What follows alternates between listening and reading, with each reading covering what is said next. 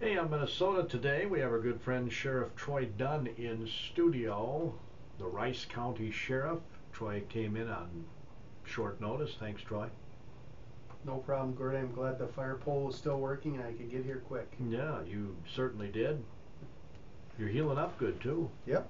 Feeling about 90% now. So just in time to get out and hike in the woods here next weekend. Yep. The deer opener's coming up. That's also correct. thought we'd touch on some Halloween safety. We got some tips from Kenyon's police chief earlier today during the Kenyon Wanamingo area news. Lee Scholander. Yep. I know Lee. Good guy. Yes, he is. Told people to definitely keep their eyes peeled. They're out on the highways and don't be texting, or well, you shouldn't anyway.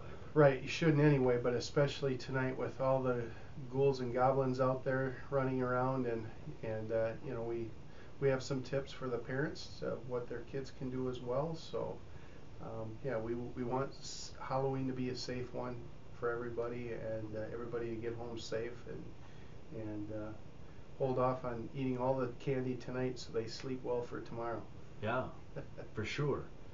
Do we have typically much of a problem on Halloween? I don't recall a lot of locally incidents. No, we've had just a handful of close calls and minor injuries in the past, but people need to remember to use the crosswalks, and people need to remember to slow down approaching intersections. Even if there's not a marked crosswalk, you never know when somebody's going to run out. So I ask that you just use extra caution if you're going to be driving around tonight, especially after dark, and more times than not it's wrapped up by 8 or 9 o'clock, but still use caution, because you have some people that tend to go a little later once in a while. I had a trick-or-treater show up at 9:45 last year, so I was almost ready for bed. Slow down. Yeah, exactly. Drive extra slow, keep those eyes peeled. And for the trick-or-treaters, they should probably wear lighter costumes, right? Yes. We ask that, and some manufacturers are putting the reflective things on there, but you can go to hardware store and fabric stores and get reflective stickers and things to sew onto your outfits. You can put vests on, you can put stickers on the masks, different things, whatever helps you be more visible for everybody that's out there. So I saw a runner this morning, and I just saw 4 white dots in the dark, and they had the reflectors on their outfits, and I thought, what a great thing, and it reminded me, I hope the trick-or-treaters do the same. Yeah, and masks, make sure you can see through them. Oh yeah, that's for sure. You don't want you're not only endangering yourself but anybody else if you can't see yourself. So, and again, it's just about safety, and you can't take it back if you get hit by a car or fall into the street or something like that. So you really need to be cautious out there. So those are some Halloween safety tips. We thought we'd touch on hunting too, because the deer opener's coming up. Yes, it is. It's right around the corner here. I know there's a lot of people. I saw some orange hanging in the backyards of some places today, so people are getting ready to go, and again, we need people to be safe there. So we'll talk about that and what they can do to be safe, and if anybody has any hunting questions, hopefully I can answer them for them. The firearms deer hunting season, I should clarify that. Correct, yeah, the bow hunting has already started. So do you do any bow? I do not do any bow hunting. Nope, I just do shotgun and rifle. When I was a kid, our next door neighbor was a big bow hunter. He was teaching me. He died of brain cancer right as he was teaching me. I never picked up a bow after that. Oh. I don't know, it just reminded me. It's become very popular, and it's just nice to be out there. And obviously it's a little more challenging than the rifle or shotgun, because they have to get a little closer, but I talk to a lot of hunters, and they just like being out there and seeing the wildlife, and even if they don't get anything, it's nice and peaceful. Oh, I always call that God's church. Yeah. Out there in the woods. That's God's church. Well, $7.07. February's the 27th, 54.27. We're online at brownfieldagnews.com. I'm John Perkins with the Brownfield Market Update. Yeah, thanks, John. Again, your opening market report is service of Ag Power Enterprises, your John Deere dealer. Locations in Owatonna, Hollandale, they're in Belle Plaine, also Osage and Northwood, Iowa. AM Minnesota continues with some deer hunting opener safety tips, some more Halloween safety tips from Rice County Sheriff Troy Dunn in just a moment. Halloween sometimes makes kids and adults forget to be careful. Children should go out trick-or-treating in daylight hours unless accompanied by a parent. Instruct your child not to eat any treats until they bring them home to be examined by you. Try treating your child to a spooky Halloween dinner that will make them less likely to eat the candy they've collected until they get home. Have a safe and enjoyable Halloween from everyone at Syngenta Seeds Research Center in Stanton. Childhood memories like this are cherished and looked forward to. Use caution. Happy Halloween from everyone at Syngenta Seeds, bringing plant potential to life. In Rice County, Sheriff Troy Dunn is with us. You remember a particular year trick-or-treating when you were a kid? Oh boy. What kind of a costume did you have when you were a kid? You know, I was always a superhero. we always went to, you know, the old dime store, Ben Franklin, when I was younger, and pick out a costume there. And yeah, I think I was a ninja once, and you know, I was a ghost, I know, one time, and you know, and then I just remember kind of transitioning to taking my brothers and sisters trick-or-treating and not wearing the costume, and then wearing a costume when we would have trick-or-treaters come to our house. And now I don't even do that. Now I just get the bowl of candy to the door and greet them, and you know, listen to the kids. And so, you know, at the one time I think I had a like a Friday the 13th mask on or something, and a couple kids started crying, and I said, okay, I can't be doing that. That's not good, especially for the sheriff. So Yeah. Well, let's see. I was Superman, Batman, all the superheroes. Wonder Woman? Well, I wasn't Wonder Woman, Okay. of course not. Superman, Batman. I don't remember all my costumes. I do remember those. I do remember one of my brothers getting a Spider-Man outfit, and it had the little thing, and it shot the crazy string out Oh, of cool. there. I didn't know that. If I would have known that, I would have had one of those. Flash Gordon is probably what I should have been. Yeah, yeah. But no, Superman, Batman. Don't remember them all. But it's a good time. Yeah, yeah. I think it was a cowboy once, you know, dressed up in a cowboy Oh, yeah. outfit. Yeah, I remember that too. I had the double holsters, cowboy hat, and the boots, Had the cap gun, little vest, the phrase on the bottom. Yep. No, went Daniel Boone one year with a coonskin cap. Wow. Where'd you get that?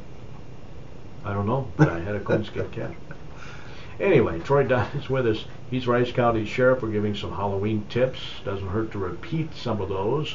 Right. Obviously, pay attention when you were trick-or-treating, and when I was trick-or-treating, there were no cell phones. No, not at all. And you know, there's you know, that light apps that you can get on your cell phones, and you know, I recommend people carrying flashlights with them so they're visible, and they, you know, kind of if there's a sidewalk, use the sidewalk. That's the other thing I see a lot of kids using the street, you know, walking in the street. And if there's a sidewalk, let's use the sidewalk, you know. And but like out near Strand and some of our small towns, we don't have sidewalks everywhere. So, you know, have that reflective things on your costumes, and utilize a flashlight. You can buy those LED flashlights, and they last for a long time, and they're rather inexpensive. So good thing to do. And then of course, you know, wait till you get home and have your trusted adults, parents, whoever, you know, you live with, check your candy, make sure that there's nothing unsafe in there. So I gave a couple bags away yesterday to some people that live out in the country that I'm not going to see, and when I handed the bags to them, their eyes just got big, and they're like, oh, this is heavy, there's a ton of candy in here. And I said, well, look in the bag, there's some candy, but I put some apples in there from the apple orchard. No. You know, got to get some healthy things in there too. But when they got that bag and it was so heavy, they're like, oh, that's a lot of chocolate. And the mom's looking at me, and I said, there's something else in there. And they're like, oh, good, there's some apples. So yeah, that's always a good thing. But make sure you check them. And you know, we haven't had, knock on your Formica or granite here, We haven't had any things where, you know, razor blades. I know when I was younger there was razor blades stuck in some things and needles and different things. So, you know, make sure, and if you're in question about it, you find a piece of candy that's open, throw it away. There's plenty more to go around. So Yeah, no sense even risking it. not at all. Well, hopefully there aren't any knuckleheads around here that do that kind of thing. I hope so. Yeah, I hope people are on their best behavior and aren't doing things to hurt other people such as that. But in today's world, you just can't be too cautious, For a Corey. number of years, I threw quarters in the, Yeah, because I figure you can't get me for tainting quarters, that's true. No, that's a good idea. you know. Although I did get some quizzical looks from the kids like, is that all? Yeah.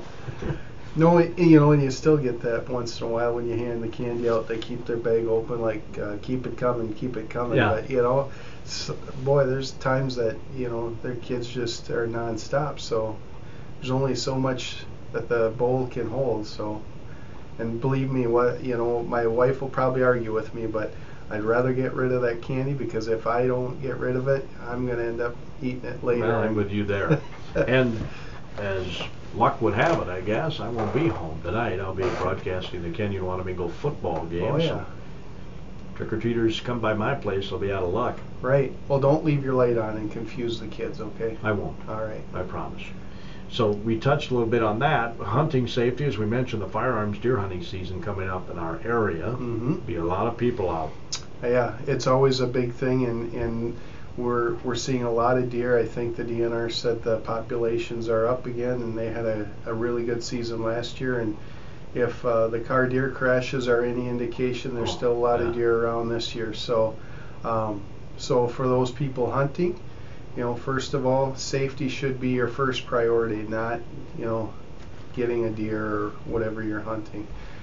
So you have to make sure that you let people know where you're going, what time you're going, and so if you don't show up, they know where to send or come looking for you, because that's been one thing. We've had people fall out of tree stands. We've had people had heart attacks walking to and from their deer stands. So have your cell phone with you, and, you know, obviously make sure you're wearing your blaze orange if you're slug hunting or if you're rifle hunting up north.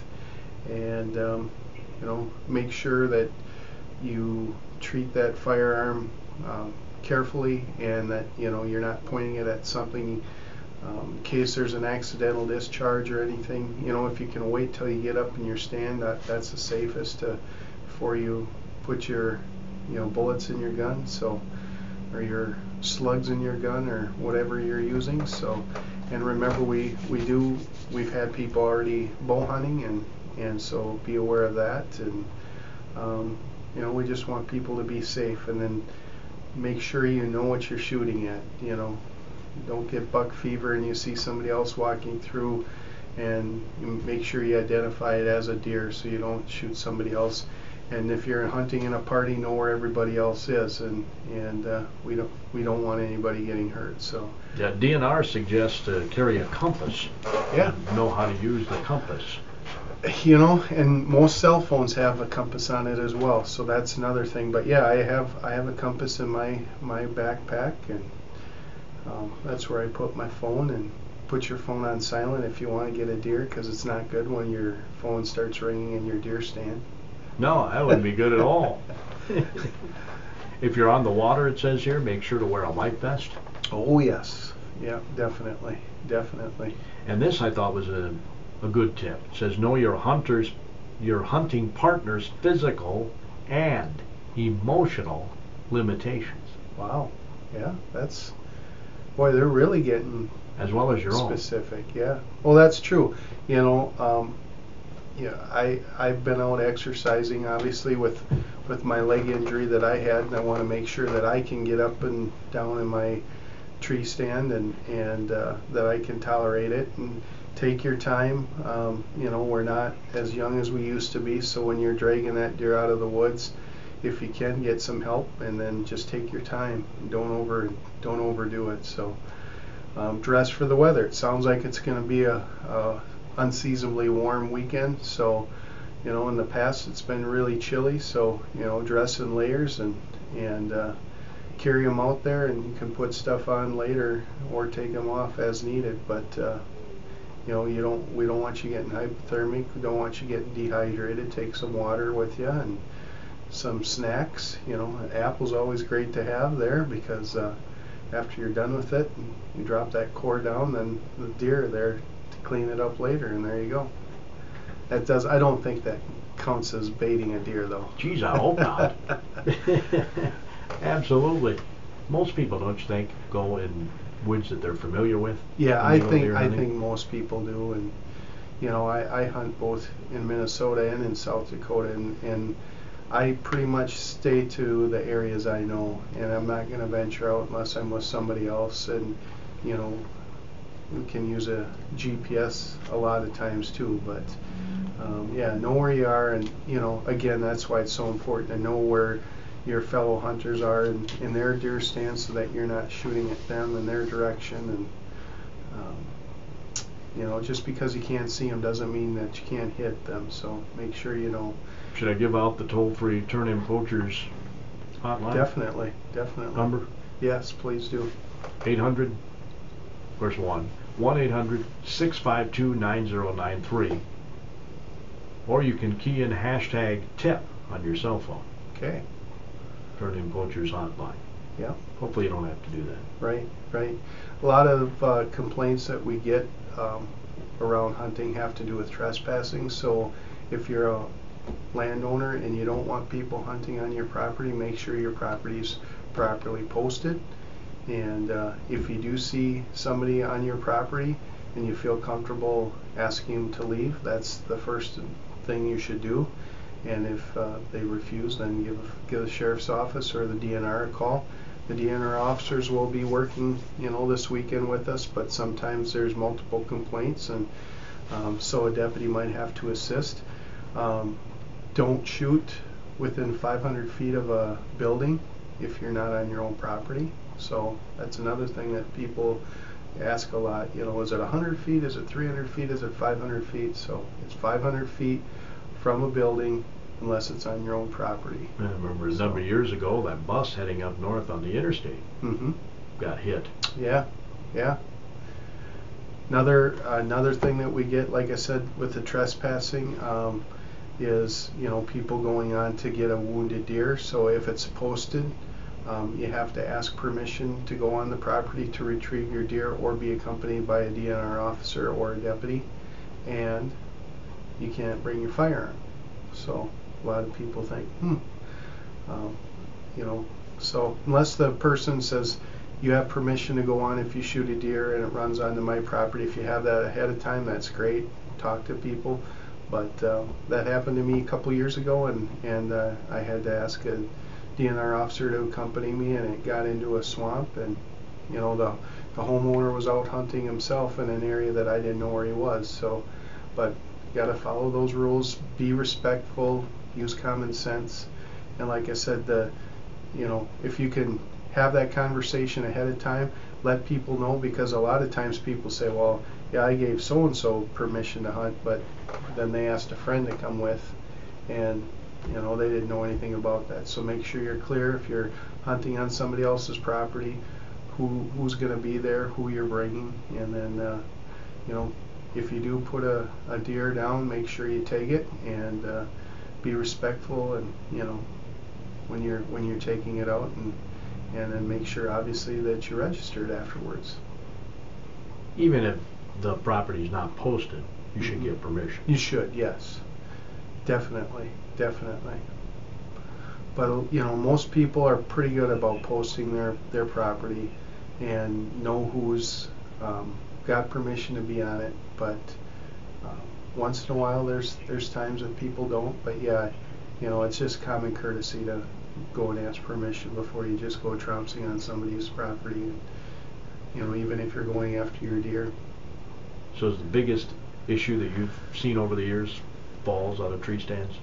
For medical reasons, yes. For calls for service, I'd say it'd be the trespassing. Okay.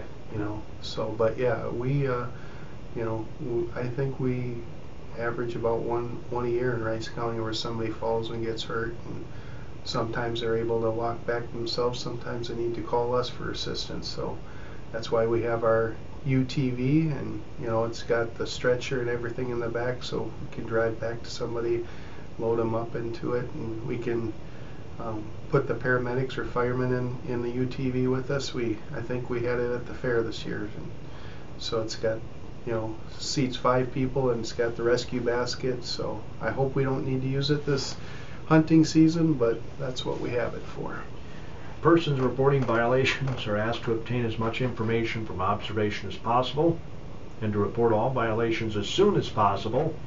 DNR says if an arrest is initiated, the person reporting the violation may be eligible for a reward of up to $1,000 depending on the seriousness of the crime. Mm-hmm. That's so true. Don't wait, you know, don't wait till the next day, or the sooner you can get us the information, the more likely we'll be able to solve the crime, or if the crime has been committed, and get, you know, find out who's responsible for it. You know, we don't like the people out there shooting after dark and poaching and those kind of things, so if you see that going on, please let us know. The reward amount will be determined by an impartial panel, and since its inception in 1981, this program's been a deterrent to the senseless waste of wildlife. Is extremely beneficial, they say, to the DNR Enforcement Division. Turn in poachers. Yep. And that hotline number is 1-800-652-9093, or you can key in the hashtag TIP on your cell phone. That's correct. And then also, if you you know, if you have an emergency, make sure you know the address you're hunting too. A lot of times people go hunting and, you know, well, I'm out in Shieldsville Township. That's a pretty big area. Yeah. So make sure you know a road that you came in on. If you have a house number, that'd be great to have, or you know, any of the information you can share with us would be helpful in helping us find you if you need assistance. So you know, have that ready. Most cell phones have that one-touch 911. I have an emergency button on mine that I hit and it calls 911. Hopefully my GPS is going to work, but you know, there's some areas that the cell phone coverage is pretty limited, so you know, that's why it's important to know where you're at, and again, let your family know what time you're going, what time you plan to be home. If you're going to change that, please let them know.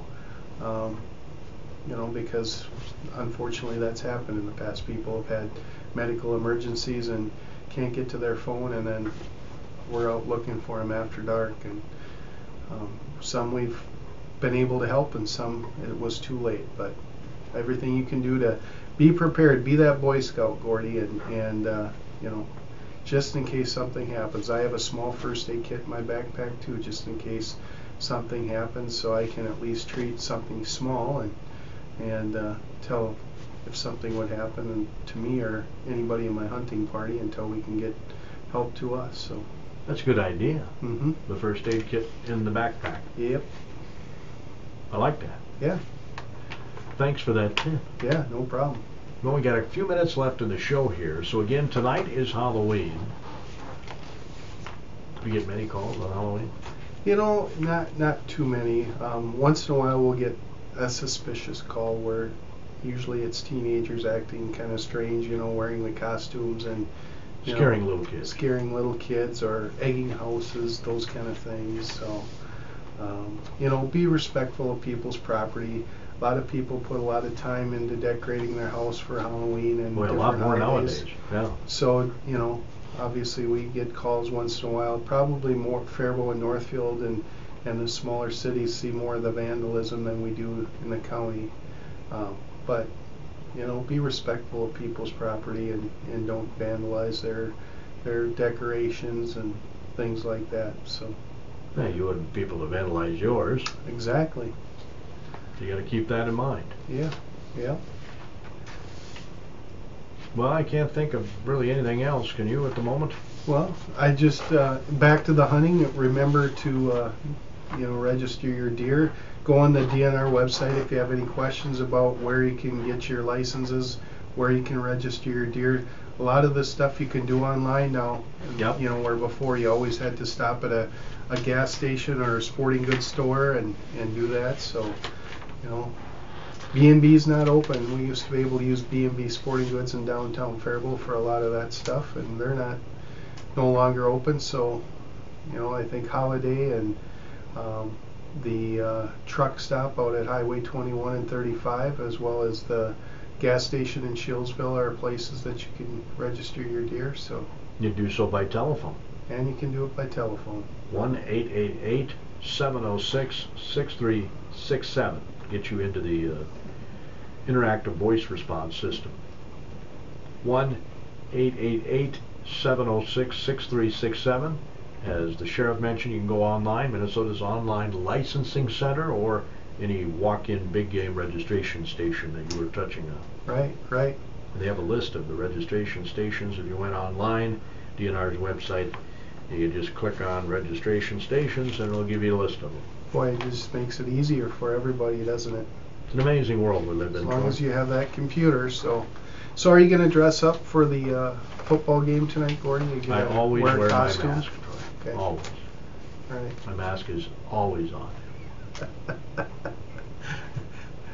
It's not scary anymore. It's not? No. It gets scarier as I got older, to be honest. Well, everybody have a safe Halloween, and be safe when you're hunting, and good luck, and we want you all to come home, so take care.